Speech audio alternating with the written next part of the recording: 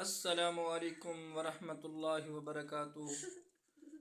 یہ ہے جی میری بیٹی وریجہ فاطمہ اور یہ ہے ابو بکر صدیق۔ ماشاءاللہ یہ بہت ہی پیارے بیٹے ہیں، بیٹی اور بیٹا بہت پیارے ہیں۔ ماشاءاللہ یہ نماز پڑھتے ہیں، اللہ پاک کا ذکر کرتے ہیں، اور یہ ماشاءاللہ ماں باپ کی بڑی فرما برداری کرتے ہیں۔ تو میں پیغام یہ دینا چاہ رہا ہوں کہ جن کی اولاد ہے ان کو اللہ پاک کا شکر ادا کرنا چاہیے۔ یہ جو اولاد ہوتی ہے یہی جائیداد، یہی دولت، یہی سب کچھ ہے، کیونکہ اللہ کے نبی کا فرمان ہے کہ جس کی 4 بیٹیاں اللہ نے دیں جس کو، اور وہ بندہ ان 4 بیٹیوں کی اچھی تربیت کرے اور اچھا پڑھائے لکھائے اور ان کی اچھی جگہ شادی کرے اور مرتے دم تک ان کے سر پر ہاتھ رکھے، تو اللہ کے نبی نے فرمایا اس بندے کے اوپر جنت واجب ہو گئی۔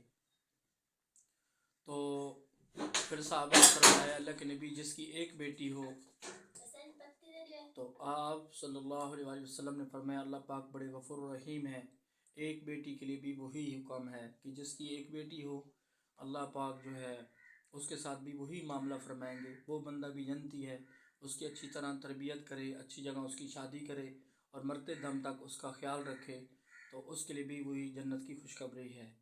تو لوگ کہتے ہیں کہ میرے یہ پلاٹ ہیں، میری اتنی زمینیں ہیں، میرا اتنا رقبہ ہے، یہ زمینیں رقبہ یہ سب کچھ فضول ہے اور یہ کسی چیز کام آنے والا نہیں ہے۔ آخرت میں جو چیزیں کام آنے والی ہیں وہ یہی اولاد ہے جو صدقہ جاریہ ہے، نیک اولاد صدقہ جاریہ ہے۔ بندہ مر جائے گا، اس دنیا کو چھوڑ کے چلا جائے گا، لیکن اولاد پیچھے سے جو نیک کام کرے گی، جو چیزوں ذکر اذکار کا اہتمام کرے گی، تو ان کا جو ہے ثواب والدین کو پہنچتا رہے گا۔ تو اس لیے اللہ پاک کا شکر ادا کرنا چاہیے، جس کو اللہ پاک نے اولاد دی ہے کوشش کرے کہ ان کی اچھی تربیت کرے، تو اولاد بہترین میوہ ہے، اللہ کا شکر ادا کرنا چاہیے۔